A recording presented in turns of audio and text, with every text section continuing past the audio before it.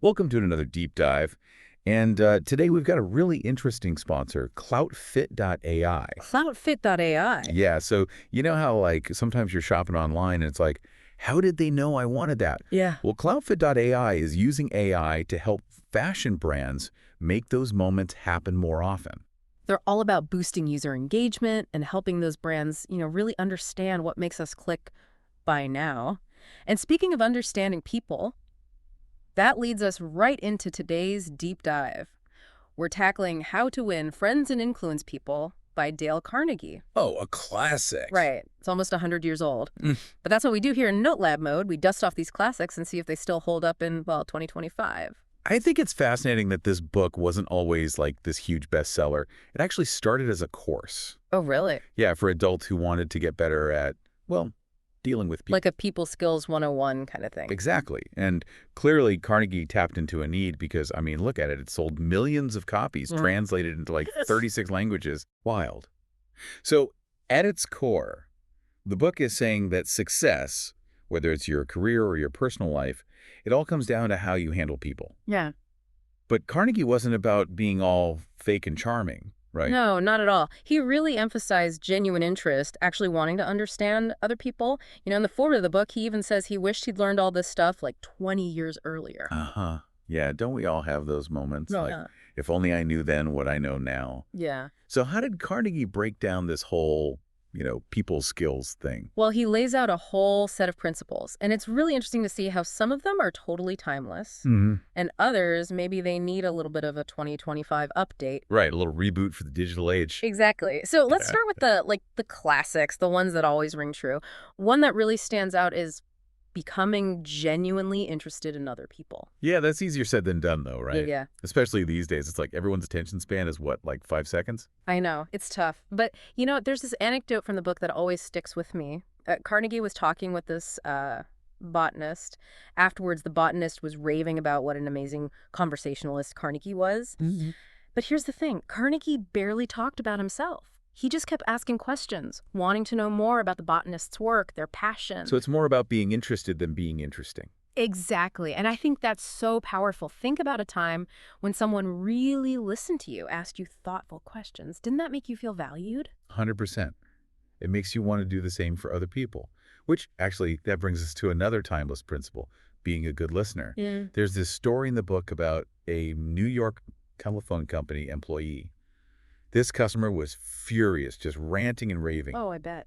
And you know what the employee did? Just listened. No arguing, no excuses, just active listening.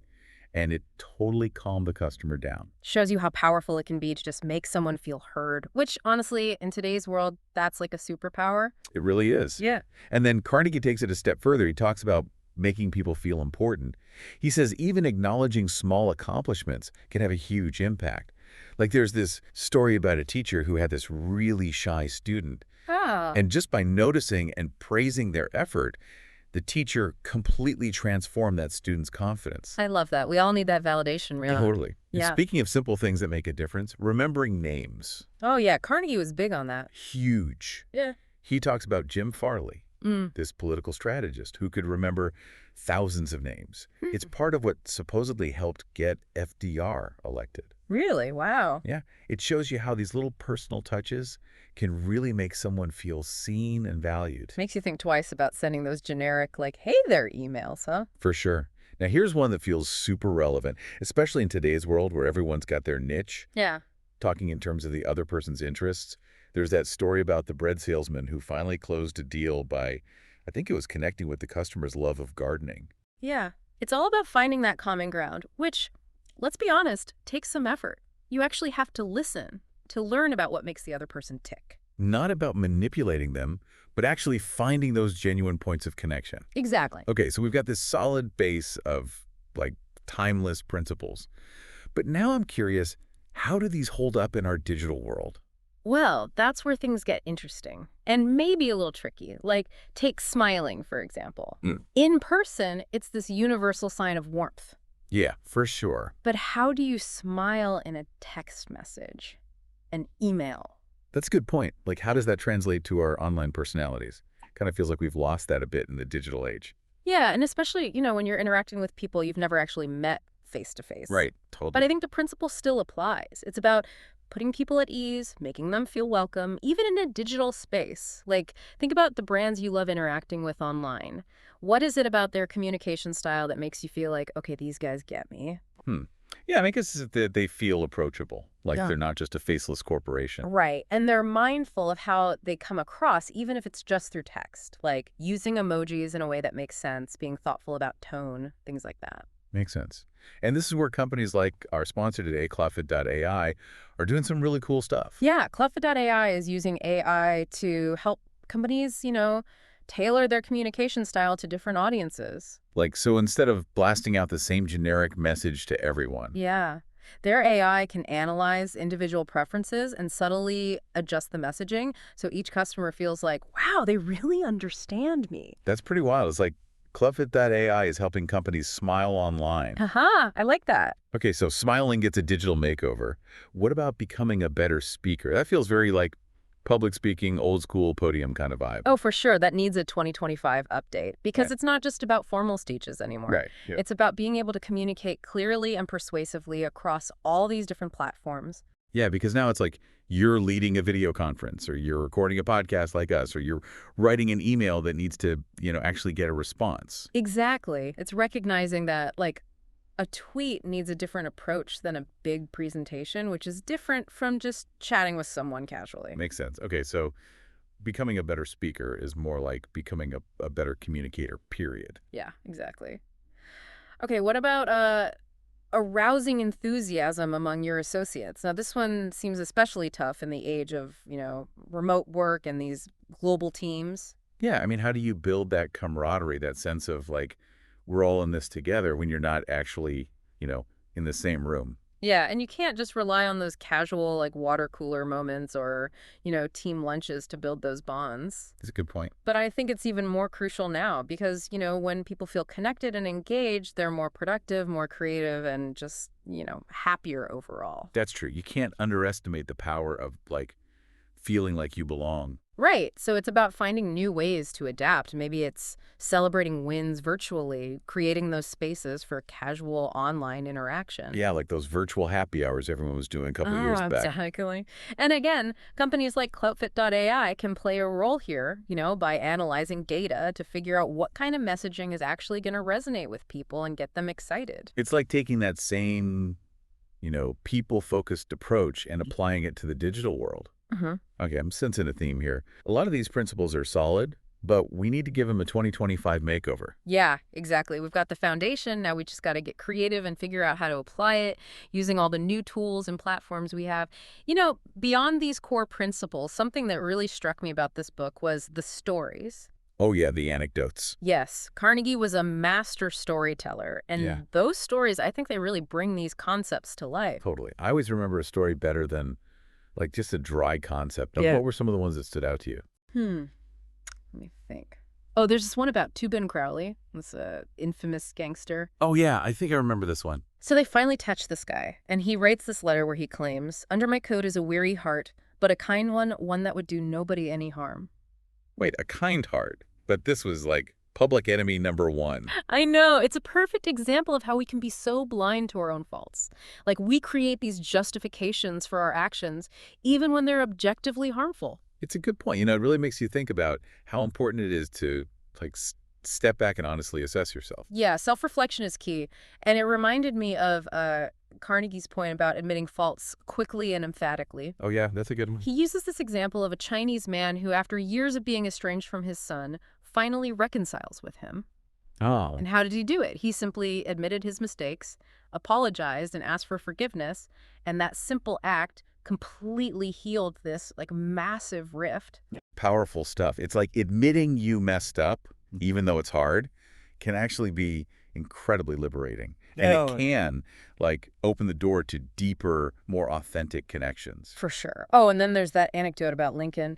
After one of his generals completely botched this military campaign, Oh gosh, yeah. Lincoln was furious. Apparently, he drafted this, like, scathing letter, just tearing the guy apart. Knowing Lincoln, though, I bet that letter never actually got sent. You're right. He realized that, like, just lashing out wouldn't actually accomplish anything. And instead, he chose understanding over, condemnation, which, I mean, probably saved the general's career. And maybe even the Union. Exactly. Talk about choosing your battles. It's so easy to just react in the heat of the moment. Oh, yeah, especially these days with social media. Everyone's so quick to, like, jump on the outrage train. It's true. But Lincoln's example shows that sometimes taking a step back and choosing empathy can make all the difference. It's about recognizing that we all make mistakes. And sometimes offering support is more effective than punishment. 1%. You know, another story that I think really captures this idea of making people feel important, even when they're at their lowest, is the one about Kaiser Wilhelm. Oh, yeah. Was that the one where he gets this letter from this young boy who, like, expresses his admiration even though the Kaiser is basically, hated by the entire world at this point? That's the one. Yeah. And the Kaiser is so touched by this genuine act of kindness that he invites the boy to meet him. And eventually, he even ends up marrying the boy's mother. Wow. What a story. It shows you the power of recognizing someone's inherent worth, even when the rest of the world is telling them they're worthless. Such an important reminder, that everyone, no matter their status or their past mistakes, craves that feeling of being seen and valued. Yeah, it's something we should all strive for in our everyday interactions. Speaking of striving, there's that great point Carnegie makes about, like, doing things for others that actually require, time, energy, unselfishness, thoughtfulness. He uses the example of the Prince of Wales, who learned Spanish before going on a tour of South America. Oh, wow. Yeah. So he could actually connect with the people on a deeper level. Exactly. It's Yep. about going the extra mile, showing that you genuinely care enough to put in the effort. And it doesn't have to be, learning a whole new language. Right. It could be as simple as remembering someone's birthday or offering to help them with a project, even if you're super busy. Yeah, just those little things that show, hey, I'm thinking about you. Exactly. And I think those are the kinds of actions that build those lasting, meaningful connections. I love how these anecdotes, they really bring Carnegie's principles to life. Yeah. They're not just these abstract ideas. They're like real-world examples of how these principles actually play out in human interactions. Yeah. And they remind us that, these principles aren't just about like climbing the corporate ladder or winning popularity contests. It's about living a more fulfilling life, period. It's about creating more meaningful relationships, whether it's with your colleagues, your family, your friends, or even, the barista who makes your coffee every morning. And ultimately, that's a message that resonates just as strongly in 2025 as it did back in 1937. Wow, he really went deep on this one. Yeah. From timeless principles to, giving them a modern twist and those amazing stories Carnegie tells. Yeah, it's amazing how those stories really stick with you. Totally. So, for our listener out there, navigating the real world in 2025, what's the takeaway from all this? I think it's a challenge, to be more mindful, more intentional about how we interact with people. I mean, both online and offline. Yeah, it's easy to get caught up in our own little worlds, especially with all the tech we're surrounded by. So true. But Carnegie's book reminds us that, like, human connection, that's at the heart of a fulfilling life. It's like, yeah, no matter how advanced tech gets, we still crave that sense of belonging, that feeling of being understood by another person.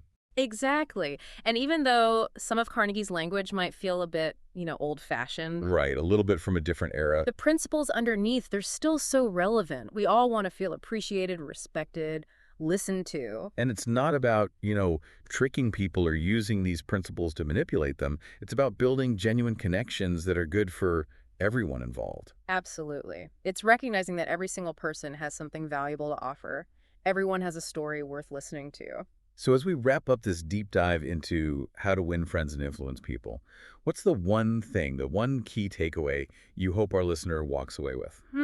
That's a good question. For me, it's the power of genuine interest. In a world that's full of distractions, everyone's shouting to be heard, just taking the time to actually listen to someone. Yeah, just really be present. That can be so powerful. It makes people feel seen, heard, valued. Love that. Shifting the focus from ourselves to the other person. Because in the end, the best relationships, the ones that really matter, they're built on that mutual respect, that understanding. So here's a challenge for our listener. How can you apply these principles to your own life right now? And how can you use technology, maybe even tools like the ones Cloutfit.ai is developing, to actually strengthen those connections instead of replacing them? It's about finding that balance, Yes. right? Using these incredible tools we have to build better, more meaningful relationships, both in the digital world and the real world. Yeah, that's it. Well, thanks for joining us for this deep dive into the wisdom of Dale Carnegie. It's been a pleasure. And until next time.